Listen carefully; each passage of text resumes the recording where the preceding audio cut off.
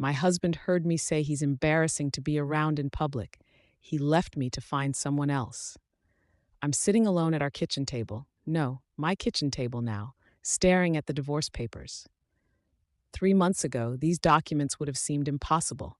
Now they're just the final punctuation on a sentence I started writing the moment those careless words left my mouth. July 15th. I'm standing in Melissa's backyard, surrounded by our friends, a glass of expensive Merlot in my hand, my third of the night. The summer air feels electric with conversation and laughter. I scan the crowd, looking for Daniel. He's over by the grill, talking with Tom about something probably boring, cars or investments or whatever. I watch him gesturing with his hands, his familiar movements, the way his shoulders hunch slightly when he gets excited about a topic. Earth to Megan, Kayla says, waving her hand in front of my face. We're planning the Hamptons trip. Are you and Daniel in? I take another sip of wine, feeling it warm my throat. Depends if I can convince him to be fun for once. Kayla raises an eyebrow but says nothing. What? I lean in closer to my friends, lowering my voice, but not enough. You guys know how Daniel is at these things. He's so, I don't know, bland, like God forbid we do anything spontaneous or exciting. I'm gesturing with my wine glass now, feeling looser, words tumbling out faster than my judgment can catch them. Sometimes it's just embarrassing to be around him in public, you know? Everyone else's husbands have these interesting stories or hobbies or whatever, and mine just stands there talking about the stock market like he's reading from a textbook. It's like, please don't make me explain to people why I married the human equivalent of beige wallpaper. The words hang in the air a moment too long. I laugh to fill the silence, but my friends' faces have changed. Their eyes shift slightly over my shoulder. I turn around and there's Daniel, holding 2 plates of food. His face is completely still, but his eyes, I'll never forget the look in his eyes. It's not anger. Anger would have been easier. It's the look of someone seeing something clearly for the first time, and that something is ugly. Daniel, I start to say, but he just places 1 plate on the table beside me, turns without a word, and walks away. I think it's fine. He's being dramatic. I didn't say anything that bad. But something cold settles in my stomach that has nothing to do with the wine. That was pretty harsh, Meg, Melissa says quietly. Oh, come on, I say, rolling my eyes. It's just a joke. Daniel knows I'm kidding. But as I watch him place his untouched plate on a side table and speak briefly to our host before walking toward the gate, I'm not so sure. I pull out my phone, typing quickly. Don't be so sensitive. Just come back and we can enjoy the party. I watch him check his phone at the gate, see his shoulders stiffen as he reads my message, then continue walking out without looking back. I turn to my friends, forcing a laugh. He's just in one of his moods. He'll get over it. But their faces tell me they don't believe it. And somewhere beneath my defensive armor, I don't believe it either. When I stumble home at midnight, the house is dark. I'm wobbling slightly as I kick off my heels in the entryway. Daniel? I call out, my voice echoing through the silent house. I find him in the guest bedroom, lying on top of the covers, still fully dressed, staring at the ceiling. Seriously? I say, leaning against the doorframe. You're sleeping in here because of one joke? He turns his head to look at me, and I'm struck by how tired he looks. Not just tired from the day, but a deeper exhaustion. It wasn't a joke, Megan, he says quietly. Jokes are funny. Oh my God, I groan, throwing my hands up. You're being so dramatic right now. What, I'm supposed to pretend you're the life of the party? That you don't bore people to tears sometimes? I'm saying these things, but I'm thinking, stop talking, apologize, fix this. But the wine and my pride won't let me. Daniel sits up slowly. Do you know what's interesting? I've never once felt the need you feel small to make myself feel big. Not once in 8 years. I didn't. You did, he interrupts, his voice still calm but firm. And not for the first time, just the first time I heard it directly instead of through someone else. My stomach drops. What are you talking about? Carl told me what you said at the Christmas party last year, about how you settled for me because I was stable but boring. He stands up, straightening his shirt. Rebecca mentioned how you joked at girls' night that you always have to warn new friends about how dull your husband is before they meet me. I feel the blood drain from my face. They shouldn't have. Told me? Maybe not. But they did, and I forgave you each time, telling myself you were just trying to be funny or fit in. He walks to the door where I'm standing. But tonight I heard it from your own mouth, and I saw your face when you said it. You meant it. I reach for his arm, suddenly scared. Daniel, I was drinking. I didn't mean, don't. He gently removes my hand. I'm going to sleep. We can talk tomorrow when you're sober. But we don't talk the next day. I wake up late with a pounding headache to find Daniel already gone. A note on the counter saying he's gone to his brother's for a few days to think. I stare at the note, annoyed that he's making such a big deal out of this, convinced he'll come back and things will return to normal. I text him.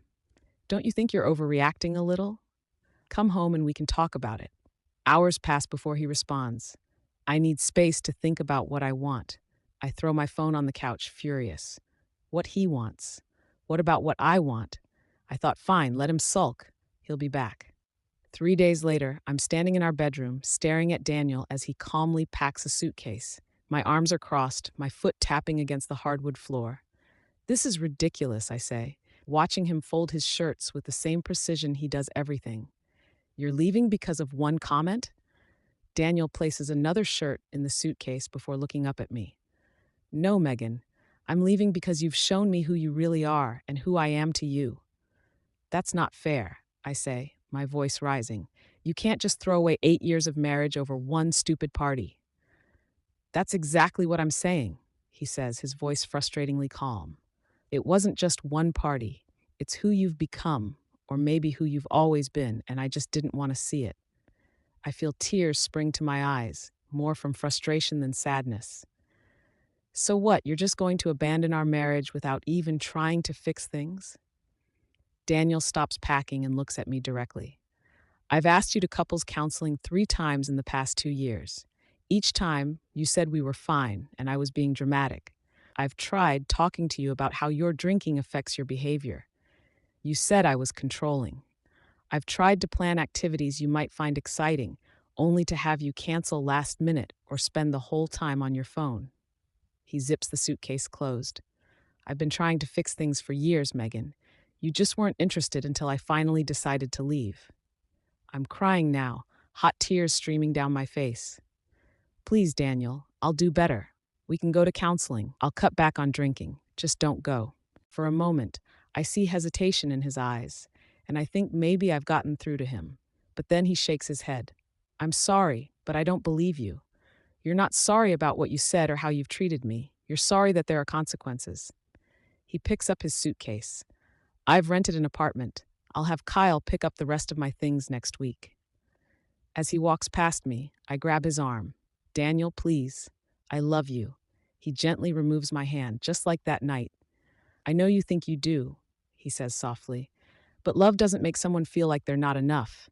It doesn't humiliate them in front of friends. It doesn't make them smaller so you can feel bigger. And then he's gone. The sound of the front door closing with a quiet click that somehow feels more final than if he had slammed it. I sink to the floor of our bedroom, no, my bedroom now, and let the tears come. But even as I cry, I'm thinking, he'll be back. He has to come back. Where else would he go? I had no idea then how wrong I was. August 25th, I'm sitting in my car outside the coffee shop, watching Daniel through the window. He's meeting with our mutual friend Sarah, both of them laughing over something. I grip the steering wheel tighter, fighting the urge to go inside. I think he looks different. It's been just 6 weeks, but there's something changed about him. He's smiling more freely, his posture is straighter, he even looks like he's lost weight. While I've been drowning my sorrows in wine and ice cream, he appears to be thriving. My phone buzzes with a text from Melissa. Are you coming to dinner tonight? I stare at the message, remembering how our friend group has slowly divided. Most have maintained a careful neutrality, inviting us to separate events. But I've noticed the invitations coming my way are less frequent, the conversations more strained. Last week at lunch, Kayla had finally said what apparently everyone was thinking. You really hurt him, Meg, and not just at the party. We've all seen how you talk to him, how you dismiss him. We love you, but it wasn't okay. I'd stormed out, furious that my own friends were taking his side. But sitting here now, watching Daniel laugh with Sarah, her words echo in my head with new meaning. My phone buzzes again. Daniel won't be there if that's what you're worried about.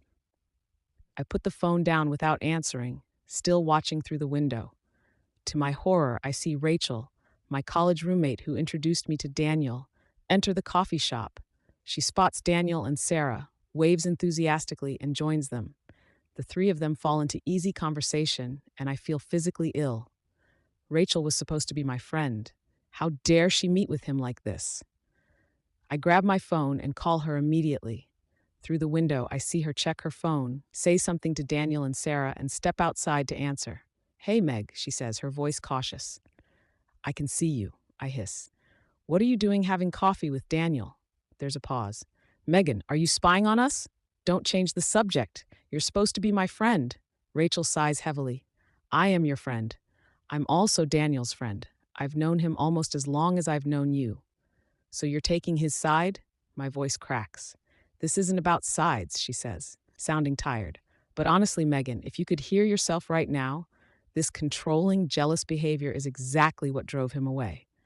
"I am not controlling. He left me, remember?" "Yes, after years of you belittling him, dismissing his feelings, and making him feel inadequate," Rachel says bluntly. "Look, I love you, but you need help, Megan. This isn't healthy." I hang up on her, throwing my phone onto the passenger seat and starting the car with shaking hands. As I pull away, I catch one last glimpse of Daniel through the window. He's laughing again, his whole face lit up in a way I realize I haven't seen in years. And for the first time, a terrible thought crosses my mind. What if he's happier without me? September 30th. I'm standing in our kitchen, my kitchen, staring at the papers my lawyer has just emailed me. Daniel is filing for divorce. Not separation, not a break, divorce. The panic that's been building for weeks finally erupts into full-blown desperation. I grab my phone and call him, something I've managed to avoid doing until now. To my surprise, he answers. "Hello, Megan. Divorce papers? Really, Daniel?" My voice is shrill, even to my own ears. "Yes," he says simply. "I think it's best we make a clean break. But we haven't even tried to fix things. You haven't given me a chance to show you I can change." There's a long pause. "Megan, I asked for counseling for years. I told you repeatedly how your behavior was affecting me. You didn't want to change then. You only want to now because you're facing consequences." "That's not fair," I say, tears starting again. "I've been doing research on communication and relationships. I've cut back on drinking. I started seeing a therapist. I'm trying." "I'm glad to hear that," he says, and he sounds sincere. "Those are good steps for you, but they don't change my decision." "Is there someone else?" I blurt out. "Is that what this is about?" Another pause. "No, there wasn't anyone else when I left, but I have started seeing someone recently." The floor seems to drop out from under me. "Who?" "I don't think that's relevant to our discussion about the divorce papers." "Don't I deserve to know who my husband is sleeping with?" I practically shout. "Ex-husband, soon enough," he corrects gently. "And no, actually, you don't. My personal life isn't your business anymore, Megan." I'm crying harder now, ugly sobs that make it difficult to speak. "Please, Daniel, one more chance. I'll do anything." "Megan," he says, his voice softer now, "I hope you continue with therapy and make the changes you want to make. I truly want you to be happy, but it won't be with me. I've moved on." After we hang up, I sink to the kitchen floor, hugging my knees to my chest. For the first time, I truly understand that he's not coming back. And strangely, through the pain and anger, I feel something else. Clarity. I think he's right. I wouldn't have changed if he hadn't left. The realization doesn't make the pain any less, but it does shed light on how we got here. October 15th, I'm sitting at a table in the back of Rosario's, alone with my thoughts and a glass of water. This used to be our favorite restaurant. Now it's just one of the many places in town that feels haunted by memories. Movement at the front catches my eye, and I freeze. Daniel walks in hand with a woman I don't recognize. She's not what I expected, not younger or more beautiful in any conventional way. But she's laughing at something he said, looking at him with genuine admiration, and I see him stand a little taller under her gaze. I duck my head, hoping they won't see me, but it's too late. Daniel's eyes meet mine across the restaurant. He hesitates, then says something to the woman and leads her in my direction. Megan, he says as they reach my table. How are you? I'm okay. I lie, then force myself to look at the woman beside him. Hello, this is Julia, Daniel says. Julia, this is Megan. Julia offers a kind smile and extends her hand. It's nice to meet you. I shake her hand automatically, studying her face. There's no judgment there, no triumph or smugness, just polite warmth. We won't interrupt your dinner, Daniel says. I just wanted to say hello. As they turn to leave, something compels me to speak.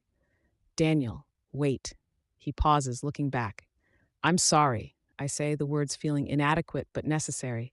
For everything. You deserved better. Surprise flickers across his face, followed by a small nod. Thank you. I hope you're doing well, Megan. I mean that. As they walk away, I watch them being seated across the restaurant. I see how Daniel pulls out Julia's chair for her, how she touches his arm when she talks, how he leans in to hear her better. All the small gestures of care and attention that I had taken for granted, then mocked, and now lost forever. I signal for the check and leave before my food arrives. Outside in the cool autumn air, I let the tears come again, but they feel different this time. Cleaner somehow. I think he found someone who sees what I couldn't, and maybe that's exactly what he deserves. December 20th, I'm standing in my new apartment, much smaller than the house we shared, surrounded by half-unpacked boxes. The divorce was finalized last week, faster and more amicably than I deserved. My phone buzzes with a text from my therapist, confirming our appointment tomorrow. Next to it is a notification from the community college where I've enrolled in classes for next semester. Small steps toward a new life. I pick up a framed photo that I haven't decided whether to keep or toss. Daniel and me on our honeymoon, both of us grinning wildly into the camera, so young and certain of our future together. I really loved you, I say to his frozen smile. I just didn't know how to love you well. The doorbell rings, startling me.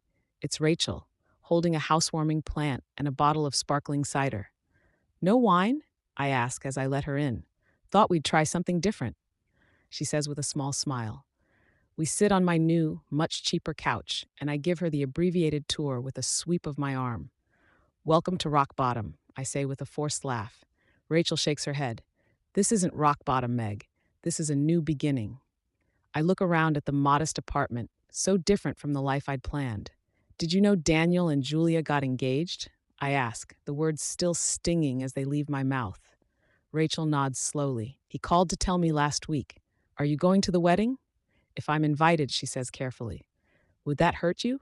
I consider this, turning the question over in my mind. A month ago, I would have raged at the very idea. But now, yes, I admit. But not because I want him back, because I realize how much I threw away, because he found someone who treasures what I took for granted. Rachel reaches over and squeezes my hand. You're growing, Meg. That's something. Later, after she leaves, I stand at my window looking out at the unfamiliar street below. I'm thinking about consequences and second chances, about the woman I was and the one I'm trying to become.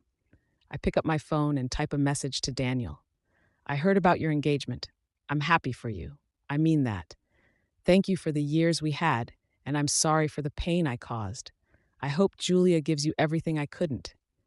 I hesitate, then press send. There's no expectation of a response, no hidden agenda.